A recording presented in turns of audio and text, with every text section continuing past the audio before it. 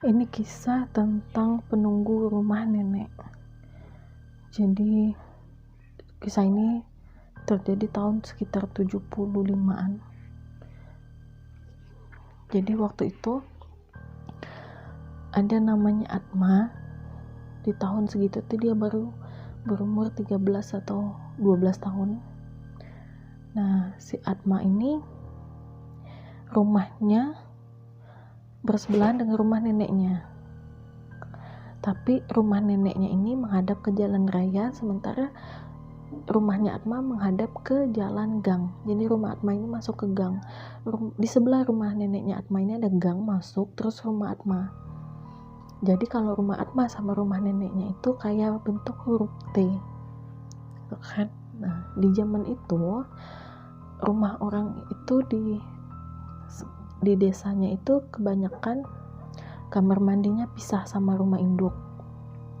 Jadi rumah Atma sama rumah neneknya itu punya satu kamar mandi, satu toilet yang adanya itu di tengah-tengah antara kedua rumah itu. Jadi pisah dari kedua rumah, kamar mandi dan toiletnya gitu kan. Terus kamar mandinya itu juga cuma kayak sumur gitu. Terus ditutupin sama kayak anyaman pandan gitu dindingnya. Sementara toiletnya itu hanya bentuk bilik kecil, terus ditutup pakai pintunya itu dengan karung goni, tapi karung goninya itu cuma setengah. Jadi kalau ada orang di toilet, otomatis kepalanya itu kelihatan, kepalanya aja rambutnya gitu, tapi nggak semua muka gitu kelihatan. Jadi Atma ini kan neneknya ini tinggal sendiri. Jadi Atma dan saudara-saudaranya yang lain itu suka gantian nih nemenin neneknya tidur gitu kan. Jadi karena rumahnya Atma deket, jadi dia itu kadang cuman malam aja ke rumah neneknya. Biasanya siang dia bantu ibunya. Atma ini kan 8 bersaudara, anak pertama, dan bapaknya udah meninggal. Neneknya Atma ini punya kelebihan bisa ngelihat makhluk tak kasat mata, tapi neneknya ini nggak pernah cerita ke anak cucunya kalau dia ngelihat ini ngelihat itu gitu. Neneknya ini lebih memilih untuk merahasiakan biar anak cucunya itu nggak takut gitu kan. Jadi neneknya ini memang udah tahu kalau di rumahnya itu ada penunggunya, bentuknya kayak apa, neneknya tuh tahu, tapi neneknya itu gak pernah cerita ke anak cucunya kalau penunggu rumahnya itu bentuknya kayak apa, cewek atau cowok, segede apa atau gimana gitu kan. Jadi selama ini anak cucunya itu nggak ada yang tahu, karena juga anak cucunya itu nggak ada yang punya kemampuan seperti neneknya. Nah ternyata Atma ini punya kemampuan kayak neneknya, nurun dari neneknya, cuman Atma ini nggak nyadar, neneknya juga nggak nyadar gitu kan. Jadi kayak seperti kejadian suatu hari Atma ini siang-siang gitu kan, kayak abis zuhur sekitar jam 1, jam 2, Atma ini mau ke toilet, tapi waktu itu tuh hujan gerimis, hujan panas gitu kan. Nah jadi kalau dari rumah Atma mau ke toilet itu kan agak basah yang lewatin hujan. Nah si Atma ini nutupin kepalanya pakai kain gitu kan, karena dia udah kebelet. Nyampe di toilet, depan toilet, Atma ngelihat karung goni toilet itu ketutup. Terus Atma ngelihat ada rambut orang, kepala orang yang bagian atas. Jadi Atma pikirkan ada orang nih di toilet. Atma perhatiin, tapi rambutnya itu warnanya merah. Di tahun segitu kan orang sangat jarang, bahkan nggak ada di kampungnya Atma orang yang mewarnai rambutnya gitu kan. Jadi Atma ngelihat rambutnya itu merah. Ya udah, Atma pikir mungkin itu salah satu adiknya atau saudaranya, cuman karena efek hujan panas itu jadi Atma pikir mungkin kelihatannya merah rambutnya, padahal enggak gitu kan. Ya udah, Atma tunggulah depan toilet gitu kan. Tunggu beberapa menit tapi kok nggak keluar, nggak udahan gitu kan, lama banget nih orang buang airnya. Nah si Atma cobalah ngedeketin kayak ngintip, ternyata harusnya posisi toilet itu kalau ada orang buang air ngadepnya ke pintu mukanya gitu kan, tapi ini enggak, si sosok ini ngadepnya tuh kebalikan, jadi mukanya itu ngadep ke dinding toilet, ke dinding belakang, sementara punggungnya ke pintu toilet. Nah si Atma ini ngintip gitu kan, ngedeketin toilet, ngintip, ngelihat rambutnya itu keriting panjang banget dan merah. Atma mikir, siapa keluarga dia nggak ada yang rambutnya segitu, warnanya itu dan keriting gitu kan. Rata-rata keluarganya tuh rambutnya ya lurus atau ikal, ini nih keriting banget, bergelombang gitu kan. Jadi Atma mikir nih, kayak siapa ya gitu kan. Terus dia mikir, oh mungkin ini teman neneknya, kan neneknya itu termasuk orang yang dihormati di kampung itu gitu kan, kayak neneknya itu ketua pengajian dan kadang kalau kepala masak juga, jadi kalau di kampungnya itu ada acara nikahan atau selamatan atau apa, yang masak pasti neneknya. Jadi Atma pikir, oh mungkin teman neneknya berkunjung dan numpang ke toilet. Ya udah, tapi Atma lihat ini rambutnya kok panjang banget. Biasa kan orang zaman dulu disanggul atau apa gitu kan, ini enggak, diurai aja kayak gitu. Ya udah, karena kelamaan nunggu gitu kan, Atma juga udah kebelet banget, kesel gitu kan, tapi dia mau ngomong ke orang itu juga nggak enak, takut teman neneknya. Akhirnya Atma putusin ke rumah neneknya nih, biar dia ngomong ke neneknya, neneknya ngomong ke orang itu gitu kan. Pergilah si Atma ini ke rumah neneknya. Di rumah neneknya ini lagi masak nih di dapur. Jadi rumah neneknya ini emang agak besar kalau dibandingin dengan rumah Atma. Jadi memang jarak dari rumah neneknya ke toilet juga lebih jauh ketimbang rumah Atma. Kalau rumah Atma ke toilet itu paling cuma 2 meter, tapi kalau neneknya itu bisa 3,5 meter gitu kan. Ya udah, akhirnya Atma nanya lah ke neneknya, "Nek, itu siapa sih di toilet, temen nenek ya? Lama banget, aku udah kebelet nih, Nek." Kan? Terus neneknya lagi masak itu diam langsung. "Apa sih? Nggak ada temen nenek. Hujan gini siapa yang mau main kesini?" kata nenek. Ya tapi tadi tuh aku ngeliat ada, Nek, rambutnya tuh merah keriting gitu tuh di toilet. Dari tadi aku tungguin nggak keluar loh, Nek. Akhirnya nenek Atma ini keluar nih, mutusin buat ngeliat sendiri nih ke toilet. Pas neneknya ngeliat kepalanya gitu kan, neneknya langsung ngebuka nih pintu karung goni itu. "Tuh," kata neneknya, "nggak ada siapa-siapa," kata neneknya kan. "Kamu tuh salah lihat aja, makanya," kata neneknya, "kalau lagi tidur jangan langsung bangun berdiri, jadi kaget kan," kata neneknya kan. Jadi timbul halusinasi gitu kan. Ya si Atma nggak terima lah digituin kan. Terus dia bilang, "nggak ada, siapa yang tidur siang?"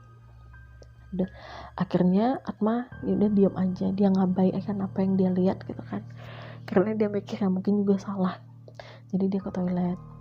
Ya udah, tapi dari situ neneknya si Atma ini udah mulai memperhatikan Atma. Kayak dia suka nanya nih, "Kamu berapa kali ngelihat itu?" gitu kan, ngelihat rambut merah itu gitu kan. Ya si Atma bilang, "Enggak, baru kemarin aja." "Emangnya kenapa, Nek?" Kata nenek, "salah lihat." "Iya, salah lihat aja," kata neneknya kan. Tapi neneknya tuh nanya beberapa kali, dan itu tuh ngebuat Atma jadi mikir, kenapa kalau misalnya salah lihat tapi neneknya ini nanyanya berkali-kali gitu kan. Nah setelah itu beberapa hari kemudian nih, giliran Atma nemenin neneknya tidur di rumah neneknya.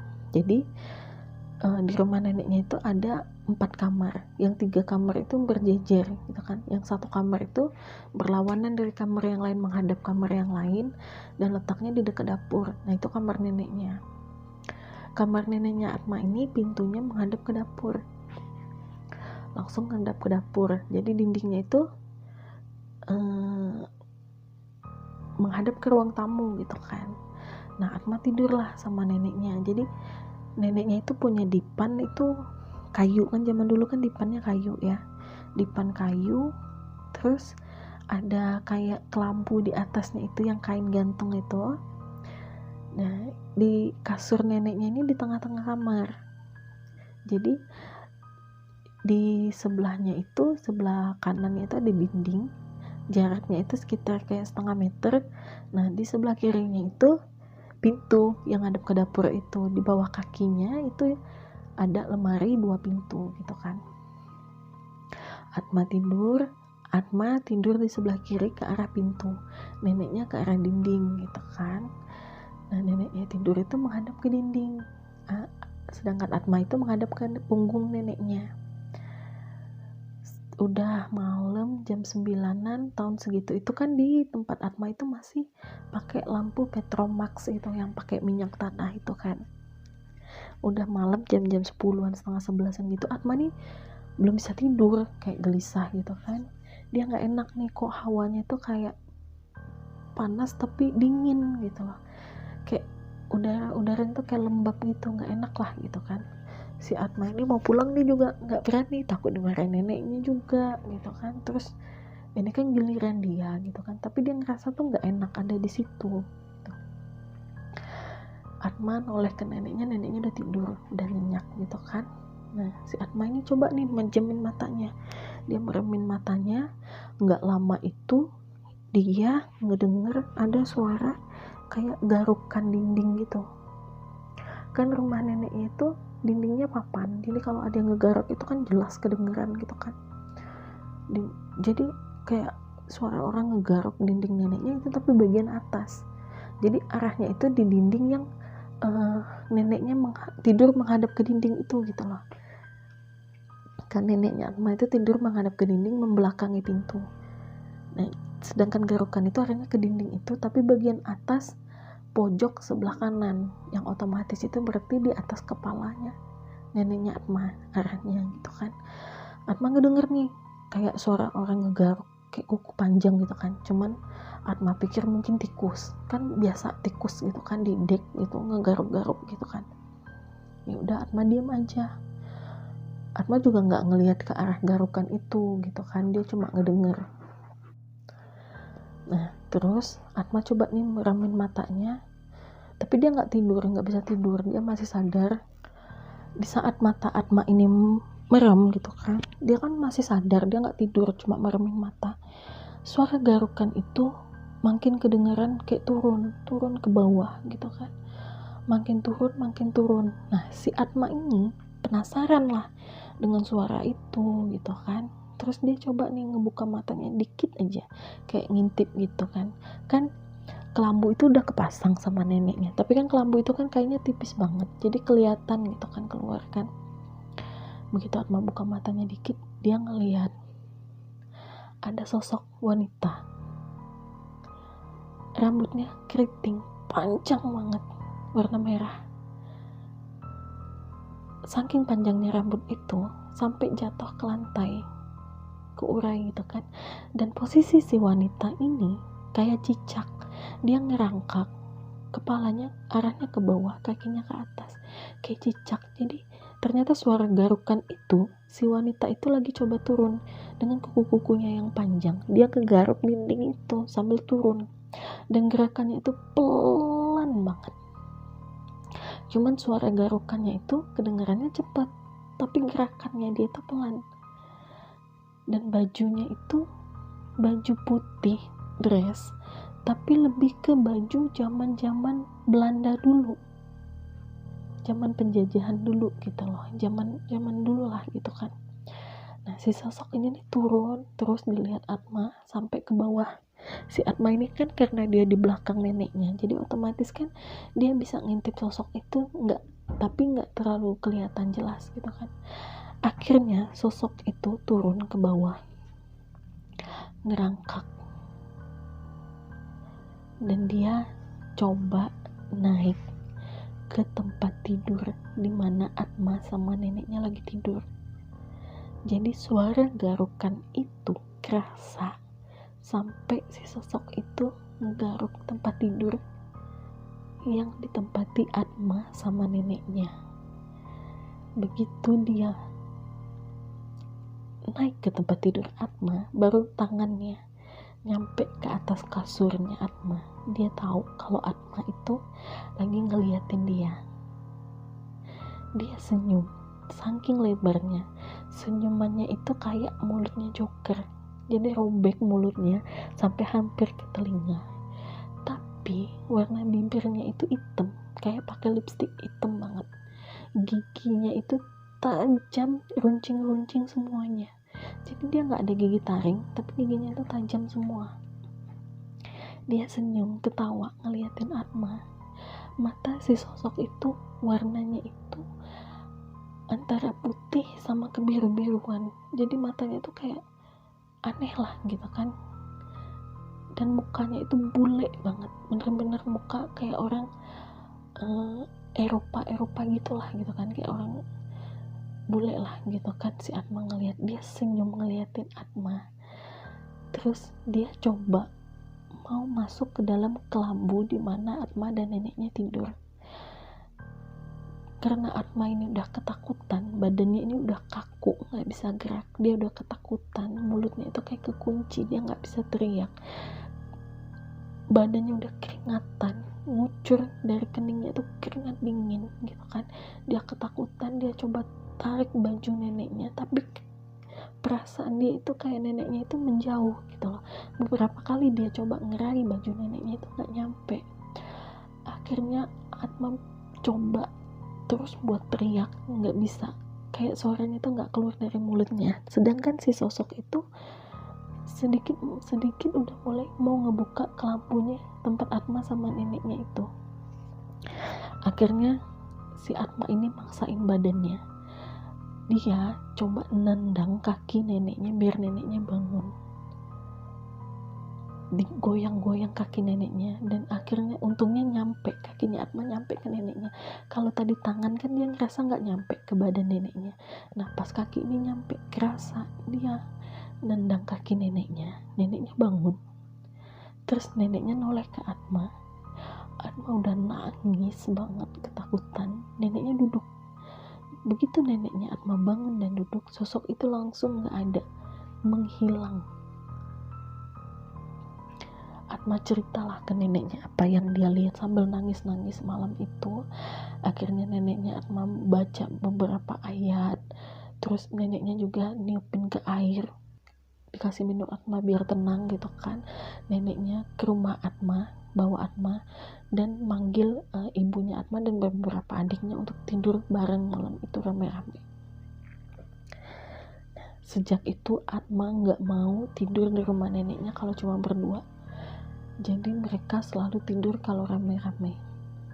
Neneknya juga akhirnya ngaku kalau neneknya udah tahu penunggu rumah neneknya itu sosok itu seorang wanita tinggi, besar, tingginya itu sekitar 2,5 meter, badannya lumayan besar, dan sosoknya itu memang sosok cewek-cewek Eropa dengan baju putih, dress khas baju-baju Eropa dengan renda-renda. Ya udah, setelah kejadian itu neneknya Atma juga akhirnya minta tolong Pak Ustadz untuk menutup mata batin Atma, karena neneknya tahu ternyata ada salah satu cucunya yang mewarisi kemampuan neneknya gitu kan. Udah, setelah itu Atma menikah, punya anak bertahun-tahun kemudian, sampailah di tahun 2012. Di tahun 2012 Atma ini punya anak ya kan. Nah, si anaknya ini juga sama dengan kejadian Atma gitu kan. Dia punya kemampuan tapi dia nggak tahu gitu loh, nggak nyadar gitu kan. Tapi si anaknya ini sangat-sangat menyukai hal-hal yang berbau horor. Jadi dia suka nonton film horor, suka menelusuri tempat-tempat horor gitu kan. Dan sepupu-sepupunya juga sama. Jadi mereka itu pergi sama-sama ke tempat-tempat yang kata orang kayak di situ angker, ada hantunya gitu kan. Salah satu yang mereka senangin itu main jelangkung. Di 2012 itu si anaknya si Atma ini suka hampir tiap hari dia main jelangkung sama sepupu-sepupunya. Main setiap habis asar mereka main jelangkung. Sampailah suatu hari mereka main jelangkung, kan main jelangkungnya itu pakai tulisan gitu kan. Jadi kayak dibikin bundaran, gambar lingkaran, di atasnya itu tulisan ya, di bawahnya tidak, terus di samping kanannya itu huruf A sampai Z, di samping kirinya itu angka 0 sampai 9. Jadi nanti mereka pakai jangka yang buat bikin lingkaran itu, terus di ujung jangka itu ditutup sama tutup pulpen yang agak besar. Nanti jangka itu diputer, mereka panggil lah mantra untuk manggil jelangkung. Jadi kalau jangka itu nggak gerak setelah mantra selesai dibacain, berarti nggak ada sosok yang datang. Tapi kalau jangka itu tiba-tiba bergerak sendiri setelah mantra dibacain, berarti ada sosok yang masuk ke dalam jangka itu. Nah, anaknya si Atma ini namanya Lena. Mainlah dia main sama sepupu-sepupunya, cowok-cowok semua gitu kan. Mereka main pakai jangka itu. Setelah membaca mantra, jangka itu berputar sendiri gitu kan. Nah, si Atma ini kan kejadian yang dulu di rumah neneknya, dia nggak pernah cerita ke anaknya, nggak pernah cerita ke siapapun gitu kan. Hanya dia dan neneknya dan ibunya Atma yang tahu, dan mereka juga sepakat tidak menceritakan itu. Di tahun 2012 itu neneknya Atma kan sudah meninggal, dan Atma sama ibunya juga udah lupa tuh kejadian itu, udah nggak nanggepin lagi kan. Nah, balik lagi ke anaknya Atma, Lena, yang main jelangkung. Jadi pas mereka main jelangkung, awalnya mereka nanya, ada yang datang nggak gitu kan. Nah, si jangka itu bergerak ke tulisan ya. Atma nanya lagi lah, kamu siapa? Jadi dia menyebutkan nama itu nama orang-orang Eropa. Namanya itu, dia bilang namanya itu Mary. Jadi namanya itu Mary, M-E-R-R-Y, Mary. Terus Atma nanya, ini kan namanya nggak familiar di Indonesia gitu kan, untuk nama dengan ejaan itu. Atma nanya lah, kamu asalnya dari mana? Dan dia menunjuk huruf demi huruf yang dirangkai itu salah satu negara di Eropa. Jadi dia bilang asalnya dari sana. Atma nanya umurnya udah berapa, dan dia bilang umurnya udah 120 tahun. Terus Atma nanya ke sepupunya, mau gantian gak nanya makhluk ini gitu kan. Nah, salah satu sepupunya adalah gantian nanya, kamu tinggal di mana, kata sepupunya Atma kan. Terus si sosok ini dia bilang di rumah Eyang. Jadi Atma itu manggil nenek dari ibunya itu Eyang gitu kan. Di rumah Eyang katanya kan. Tapi kan waktu itu di tahun 2012 itu rumah Eyang udah dijual dan udah dibeli sama orang buat bikin kafe gitu kan. Cuma rumahnya itu nggak dirubuhin, cuma rumahnya itu diganti semen aja, terus dibikin kafe, tapi bentuk rumahnya masih rumah lama. Jadi si sosok itu bilang di rumah Eyang. Terus Atma nanya, masih sampai sekarang katanya kan. Sosok itu milih jawaban tidak. Terus ditanyalah sama sepupunya Atma, sekarang kamu tinggal di mana katanya kan. Jadi waktu itu si Atma itu main jelangkung di rumah sepupunya. Si sosok itu bilang dia sekarang tinggal di rumah ini katanya, yang artinya itu adalah rumah sepupunya Atma. Rumah sepupunya Atma itu letaknya di sebelah rumah neneknya Atma, berarti di sebelah rumah masa kecil ibu, di sebelah rumah neneknya Lena, berarti rumah masa kecilnya Atma, ibunya Lena gitu kan. Nah, si sosok itu bilang lah kalau dia sekarang tinggal di rumah ini. Si Atma nanya lah sama si sosok ini kan, dia itu sebenarnya siapa. Dan si sosok ini dia nunjuk huruf demi huruf yang kalau dirangka itu dia bilang dia sebenarnya penunggu rumah Eyang. Akhirnya setelah main jelangkung, mereka kan kadang ngusirnya pakai baca doa gitu kan. Lena ceritalah ke mamanya Atma, dan di situ Atma ceritalah ke anaknya Lena kalau Atma ini ingat dulu waktu kecil dia pernah ngelihat sosok itu juga gitu loh.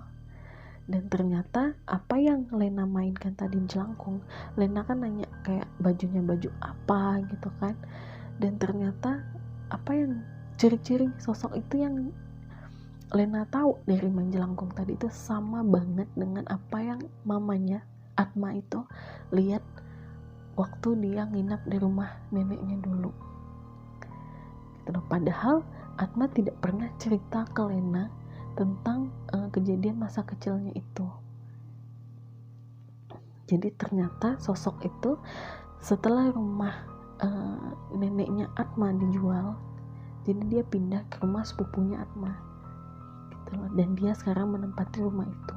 Dan memang rumah sepupunya Atma itu, memang rumahnya itu suasana itu memang agak menyeramkan, dan situasinya itu sama persis dengan rumah neneknya Atma, kayak rumah lembab-lembab gitu, suram, terus memang nggak nyaman gitu di rumah itu tuh.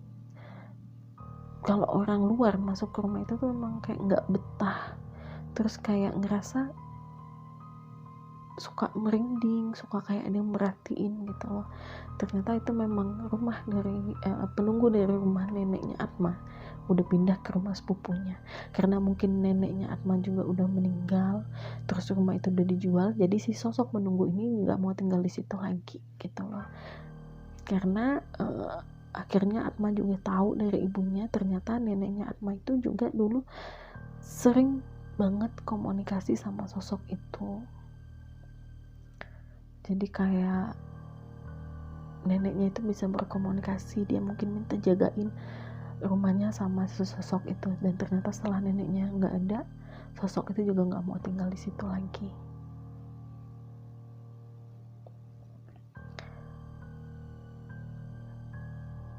Dan sampai sekarang sosok itu masih mendiami rumah sepupunya Atma.